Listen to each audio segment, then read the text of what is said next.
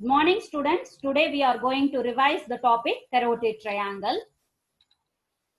When you see to the side of the neck, it is quadrilateral in outline. Anteriorly, it is bounded by the anterior median line that is extending from the symphysis mundi to the suprasternal notch. Then superiorly, it is bounded by the base of the mandible and a line extending from the angle of the mandible to the mastoid process and the superior nuchal line. Posteriorly, it is bounded by the anterior border of the trapezius muscle. See, this is the trapezius muscle. The anterior border of it is forming its posterior boundary. Inferiorly, it is bounded by the clavicle. See, this one is the clavicle. Now, this quadrilateral space is divided into two triangles by an oblique muscle that is called the sternocleidomastoid. Now, this is the anterior triangle and this one is the posterior triangle. When you take the sternocleidomastoid muscle, this is an important muscle, key muscle of the neck, and this has its origin as two heads. One is the sternal head, another one is the clavicular head. Sternal head, it takes origin from the anterior surface of the manubrium sterni, and the clavicular head, it takes origin from the superior surface of the middle 1/3 of the clavicle. Both these heads, they ascend upward. In the middle, it blends and then it ascends upwards and laterally to get inserted into the outer surface of the mastoid process and to the lateral part of the superior nuchal line. This is about the origin and insertion for the sternocleidomastoid. The sternocleidomastoid is supplied by the spinal part of the accessory nerve. The spinal part of the accessory nerve supplies to the two muscles. One is to the sternocleidomastoid and another one is to the trapezius muscle. The next is about the action of the sternocleidomastoid. When one side muscle contracts, it produces the side flexion over the same side and it turns the chin to the opposite side. When both side muscle contract, it produces flexion over the head. And the applied part for the sternocleidomastoid is, it results in a torticollis or wry neck. The torticollis or the wry neck is a deformity where head is bent to one side and chin turns to the opposite side. This torticollis, it may be of either acquired or congenital. See, this is an example for congenital torticollis. This occurs while during difficulty in delivery. See, the right side sternocleidomastoid is affecting, it producing the side flexion over the same side and it is moving the chin to the opposite side. Acquired torticollis, it may be of various types. The first one is rheumatic torticollis. This may occur due to the exposure of the cold.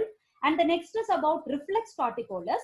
Reflex torticollis occur when there is any inflammation over the cervical lymph nodes that irritates the accessory nerve that causes the spasm of the sternocleidomastoid and result in torticollis. So this is about the sternocleidomastoid muscle. Next is about the anterior triangles of the neck. Anterior triangle, this is an triangular space which is present in front of the sternocleidomastoid muscle. It is bounded anteriorly by the anterior median line that is extending from the symphysis mundi to the suprasternal notch.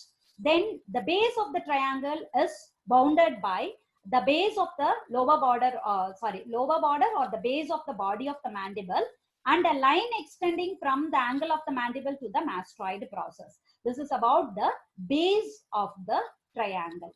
And the next is about the posterior boundary. The posterior boundary is formed by the anterior border of the sternocleidomastoid muscle. This is sternocleidomastoid and this is the anterior border.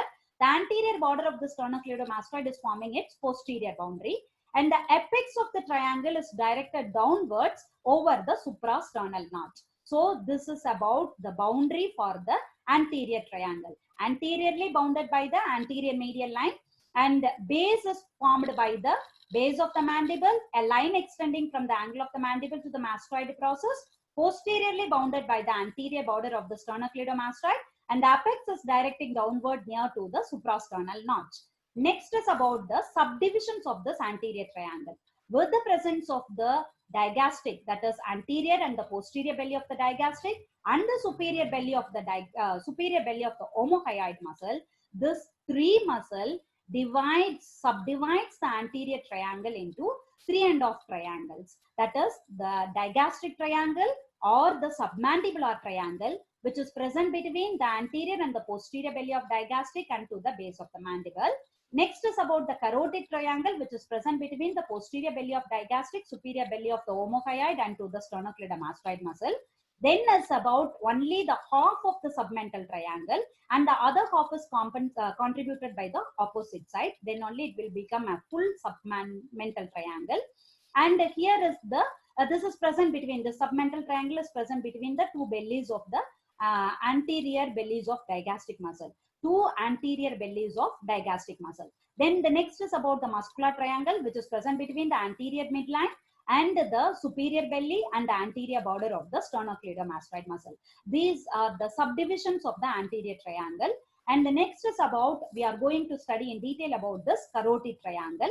See the carotid triangle, this is an part of the anterior triangle and this is one of the triangle in the anterior part. And this carotid triangle, it is an vascular space which mainly contains the common carotid artery and its bifurcation. Because of the content of this carotid system, this triangle is called as a carotid triangle. Next, we are moving to the boundaries for this carotid triangle. See, anterosuperiorly, the carotid triangle is bounded by the posterior belly of digastric and the stylohyoid. And anteroinferiorly, it is bounded by the superior belly of the omohyoid. And posteriorly, it is bounded by the anterior border of the sternocleidomastoid muscle. So, anterosuperiorly, it is bounded by the posterior belly of digastric and the stylohyoid muscle. Anteroinferiorly, it is bounded by the superior belly of omohyoid. And posteriorly, it is bounded by the anterior border of the sternocleidomastoid. Next is about the roof. The roof of the carotid sheath is formed from above to, from superficial to deepest, the skin. The next one is superficial fascia with platysma. The superficial fascia contains the platysma with the cervical branch of facial nerve and the transverse cutaneous nerve of the neck. And deep to that is the investing layer of the deep cervical fascia. Beneath to the superficial fascia is the investing layer of deep cervical fascia. Investing layer of the deep cervical fascia. Now this investing layer is forming the roof for both the anterior triangle as well as to the posterior triangle. Next is about the floor of the carotid triangle. The floor of the carotid triangle is formed by the following muscle. Anteriorly, it is formed by the thyrohyoid and the hyoglossus muscle. Posteriorly, when you retract the structure, we can able to see the inferior constrictor and the middle constrictor of the pharynx. So posteriorly, the floor is formed by the inferior constrictor and the middle constrictor of the pharynx. So the muscles which are forming the floor for the carotid triangle are the hyoglossus, thyrohyoid anteriorly, posteriorly the inferior constrictor of the pharynx and the middle constrictor of the pharynx. See here, we can see in the line diagram, see this is the hyoid bone. Above to that, this is the hyoglossus muscle and this is the thyrohyoid. And here is the middle constrictor of the pharynx and the inferior constrictor. And this is the posterior belly of the digastric muscle. This is the anterior border of the sternocleidomastoid and this is the superior belly. Within this is the carotid triangle. Now the floor of the carotid triangle is formed by the following muscle. Anteriorly, it is formed by the hyoglossus and the thyrohyoid, and posteriorly, it is formed by the middle constrictor of the pharynx and the inferior constrictor of the pharynx. Here also, we can able to see this is the thyrohyoid and this one is the hyoglossus muscle, and here is the inferior constrictor, and this will be the here we can able to see the middle constrictor. So these are the muscles which are forming the floor for the carotid triangle. Next, we will move to the contents of the carotid triangle. The main contents are, it includes the arteries, veins, nerve. Apart from that, there are few other structures also present.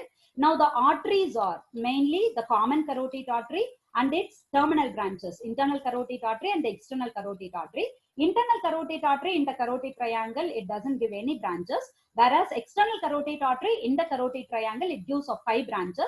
They are the superior thyroid artery, ascending pharyngeal artery, lingual artery, facial artery, and the occipital artery. Now we will see that. See, the first one is the common carotid artery. The common carotid artery, the right common carotid artery, it takes its origin from the brachiocephalic trunk, and the left common carotid artery takes origin from the arch of aorta.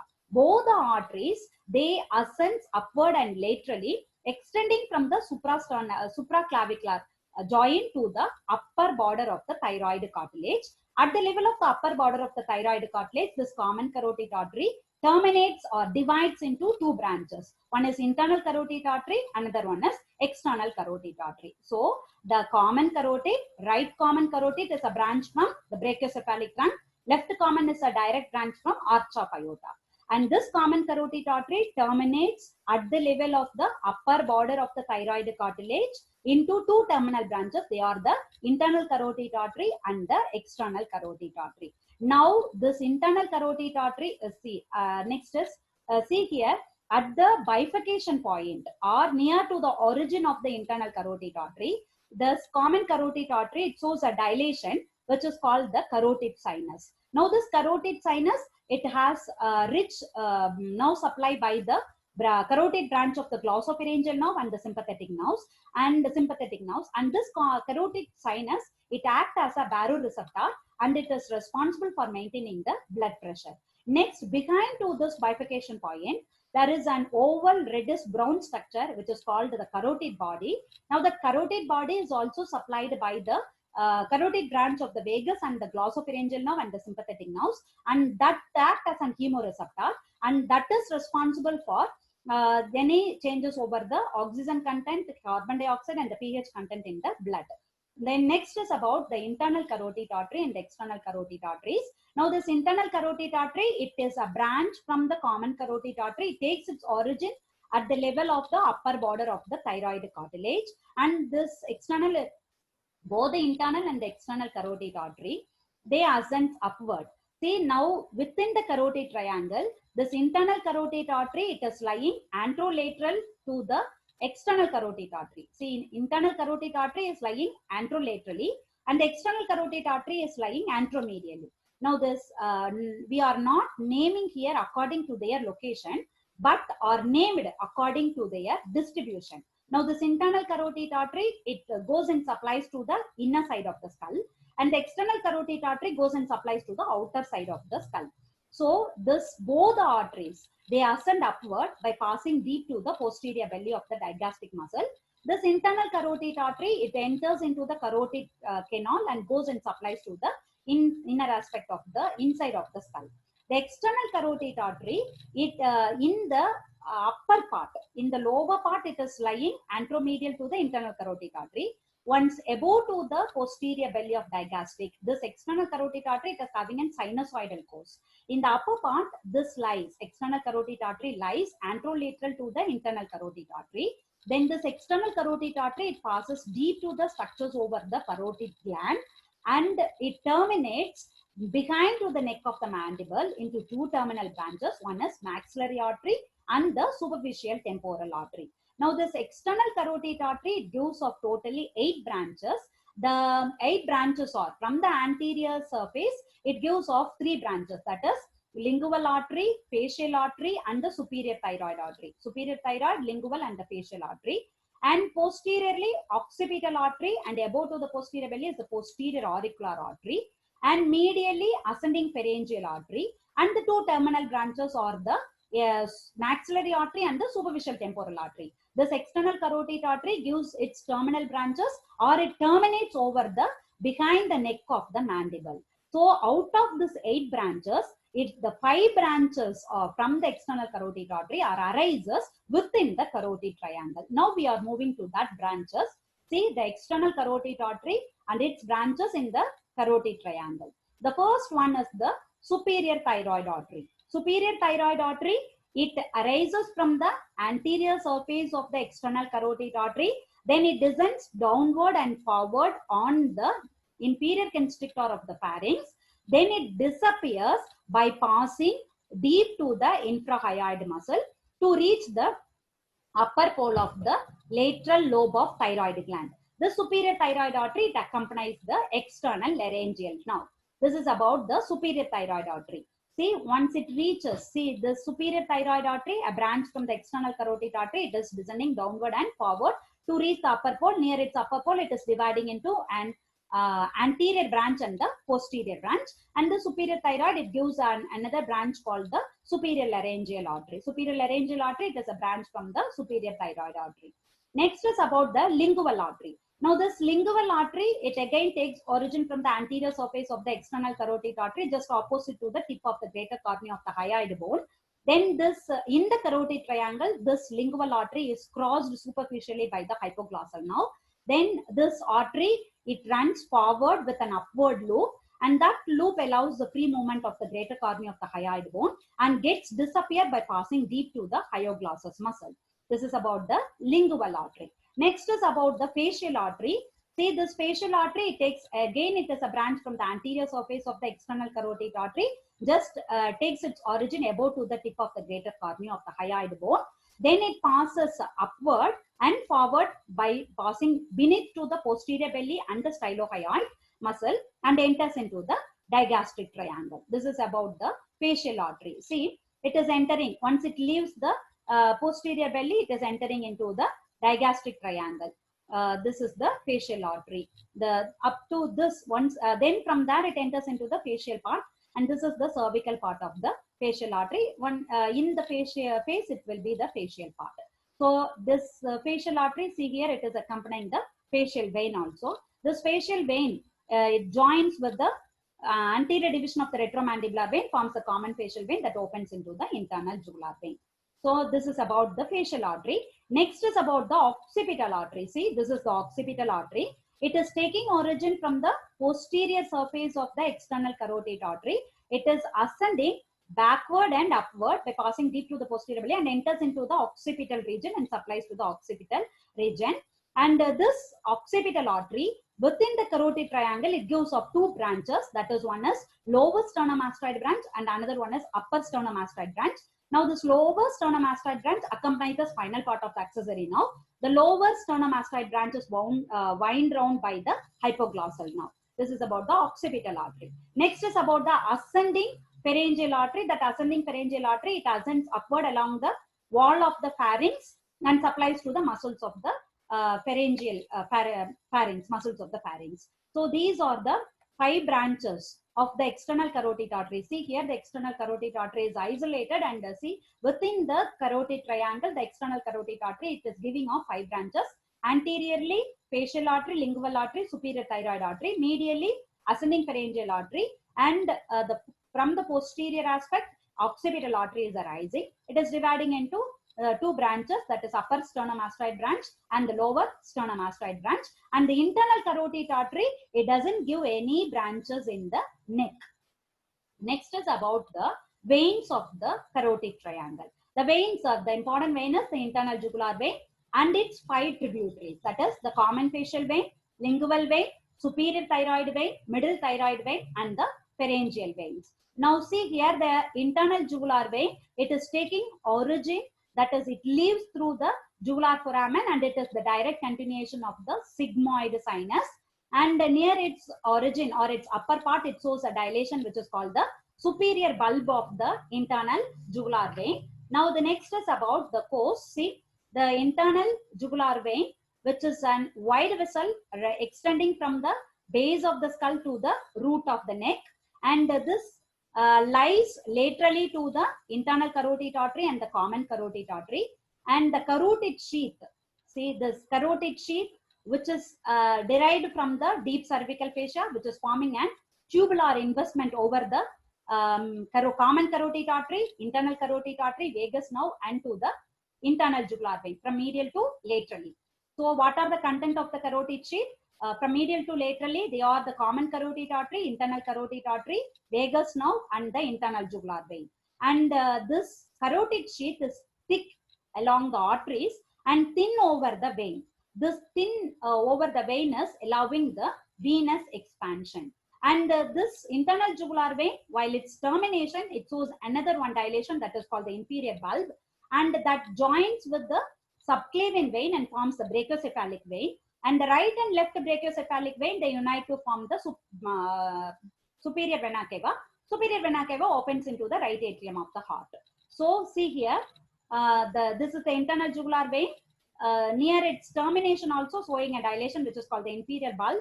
And this joins with the subclavian vein forming the brachiocephalic vein. The right and the left brachiocephalic vein unite to form the superior vena cava that opens into the right atrium of the heart. Now the next is about the tributaries for this internal jugular vein.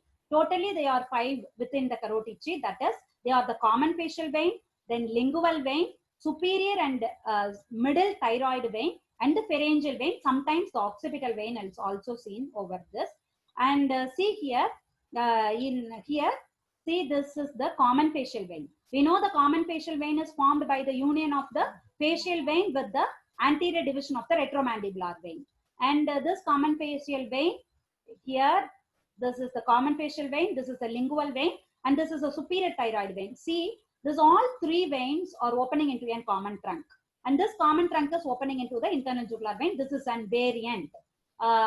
See, individually all this vein they opens into the internal jugular vein, but see here there is a variation. This three veins they open into a common trunk, and that opens into the internal jugular vein finally. So this is about the internal jugular vein and the tributaries of the internal jugular vein in the carotid triangle. Next, we will move to the nerves. Nerves of the nerves present in the carotid triangle. Totally, there are 5. Out of the 2 nerves, ansa cervicalis, which is a thin nerve loop that is formed by the anterior rami of C1, C2, and C3, that is embedded over the anterior wall of the carotid sheath, and the cervical part of the sympathetic trunk, which is embedded over the posterior wall of the carotid sheath. The next nerves are vagus nerve, spinal part of the accessory, and the hypoglossal nerve. They are passing between the internal jugular vein and the internal carotid artery. See, we will see one by one all these nerves. Next, first one is the spinal part of the accessory nerve. This is the spinal part of accessory nerve. The spinal part of the accessory nerve, once it leaves the jugular foramen, this descends downward and backward, crossing the apex of the carotid triangle. In the carotid triangle, the spinal accessory nerve, either it lies superficially or deep to the internal jugular vein, and then disappears by passing beneath to the sternocleidomastoid muscle. And this spinal part of the accessory, it supplies to what are the muscles?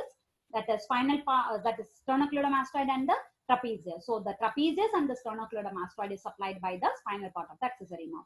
So this spinal part, this will be seen only in the apex of the carotid triangle. Next is about the hypoglossal nerve. See, this hypoglossal nerve, once it leaves the hypoglossal canal, initially it runs downward between the internal carotid artery and the internal jugular vein. Then it passes deep to the posterior belly of the digastric muscle to enter into the carotid triangle. In the carotid triangle, this nerve, it turns forward by winding around the lower sternomastoid branch of the occipital artery.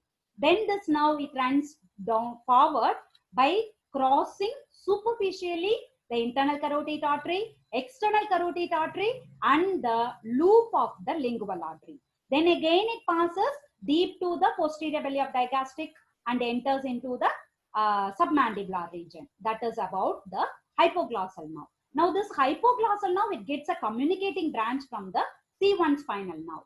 And through this hypoglossal nerve, the C1 spinal nerve goes and supplies to the thyrohyoid and the geniohyoid muscle. And within the carotid triangle, this hypoglossal nerve, it gives one descending branch. That is, see here, it is giving a descending branch. Now this descending branch is carrying the C1 fiber also, which is called the descendant hypoglossy. Now this descendant hypoglossy, it supplies to the superior belly of omohyoid. This is forming the superior root for the ansa cervicalis. See here, the superior root of the ansa is formed by the descending branch of the hypoglossal nerve carrying C1 fiber. This branch, it descends downward on the internal carotid artery and the common carotid artery. Then the next is the inferior root or the descendant cervicalis. This is formed by the C2 and C3 spinal nerves, and this inferior root, it winds round the internal jugular vein, and then it runs anteroinferiorly to join with the superior root, forming an thin nerve loop in front of the common carotid artery on the anterior wall of the carotid sheath. This is called the ansa cervicalis. Now this ansa cervicalis, it supplies to the sternohyoid, sternothyroid, and to the inferior belly of the omohyoid. Now the superior belly is supplied by the superior root of ansa cervicalis. So this is about the ansa cervicalis, which is seen over the carotid triangle. The next is about the vagus nerve. See, now this vagus nerve, it descends downward within the carotid sheath, by running downward between the internal jugular vein laterally, internal carotid artery, and the common carotid artery medially. So then it descends downward by crossing the subclavian artery and enters into the thorax. Now within the neck, this vagus nerve, it gives of the following branches, that is pharyngeal branch, carotid branch, superior laryngeal nerve, right recurrent laryngeal nerve, cardiac branches. Out of these branches, all branches, the superior laryngeal nerve, see, the superior laryngeal nerve alone, it descends downward by passing deep to the internal and the external carotid artery, and then it enters into the carotid triangle. There, this superior laryngeal nerve, it divides into the internal laryngeal nerve and the external laryngeal nerve. Now see, this internal laryngeal nerve, it accompanies the superior laryngeal vessels, and both the structure, they pierce the thyrohyoid membrane and enters into the larynx. Now this internal laryngeal nerve, it is a sensory branch that supplies, or it gives sensory supply to the mucous membrane over the supraglottic part of the larynx and to the piriform fossa and to the vallicula.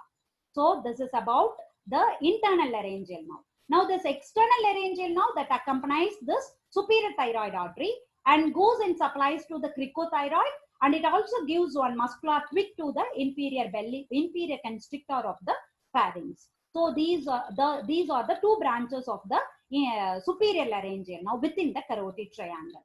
See here, this internal laryngeal nerve is accompanying the superior laryngeal artery, which is a branch from the superior thyroid, and also accompany the superior laryngeal vein. Both this structure, they pierce the thyrohyoid membrane. So thyrohyoid membrane is pierced by what are the structures? Internal laryngeal nerve and superior laryngeal vessels. Okay. Next is about the cervical part of the sympathetic trunk. Though this is not a content of the carotid triangle, when you retract the carotid sheath, we can able to see the cervical part of the sympathetic trunk. So posterior wall of the carotid sheath is related to the cervical part of the sympathetic trunk with the three ganglions. See, this is the superior sympathetic ganglion. See here, we can able to find out the middle sympathetic ganglion, and see, this is the inferior sympathetic ganglion. So these are the contents. Apart from this, there are other content also. That is, see, the apex of the parotid gland may also extend into the carotid triangle, and the deep cervical lymph node, especially the jugulodigastric below to the posterior belly and the jugulo-omohyoid above to the superior belly. These two lymph nodes will be seen over the carotid triangle. Next, we will summarize the content of the carotid triangle. The first one is the arteries. The upper part of the common carotid artery and the internal carotid artery are present within the carotid sheath, and the external carotid artery with 5 branches, that is superior thyroid, lingual, facial, occipital, and the ascending pharyngeal artery, and the internal jugular vein and its tributaries, superior and middle thyroid vein, lingual vein, common facial vein, and the pharyngeal veins. And the next is about the nerves, glossopharyngeal nerve, vagus nerve, spinal part of the accessory, hypoglossal nerve, ansa cervicalis embedded over the anterior wall, and sympathetic trunk embedded on the posterior wall of the carotid sheath. Apart from that, lymphatics, that is deep cervical lymph node, out of that jugulodigastric and the jugulo-omohyoid lymph nodes. Next is about the, see, take this diagram for practice drawing this diagram for the content of the carotid triangle. Next is about the clinical anatomy. For surgical consideration, first one is about the carotid endarterectomy. This is done for the stenosis of the internal carotid artery. While doing this surgery, care must be taken to avoid injury to the ansa cervicalis and to the carotid branch of the 9th cranial nerve. If there is injury to the carotid branch, that may result in complete absence of the baroreceptor. And if there is any injury to the vagus nerve, that result in permanent or temporary dysphagia with hoarseness of the voice. And in case of the thyroid and parathyroid surgery, ligation of the superior thyroid artery should be made close to the gland to avoid injury to the external laryngeal nerve. In case if there is any injury to the bilaterally, injury to the superior laryngeal nerve, that may cause loss of laryngeal cough reflex, and that result in the patient with the high risk of aspiration pneumonia and other chronic pains. The next, for the surgical removal of the tongue, ligation of the lingual artery should be done in the first part before it gives off any branches. The next clinical significance is carotid sinus syndrome. This carotid sinus we already studied. It is supplied by the carotid branch of the glossopharyngeal nerve and the sympathetic nerves, and this is mainly responsible for maintaining the blood pressure. In case of an hypersensitive patient, even the rotation of the head may stimulate this carotid sinus and result in bradycardia and hypotension.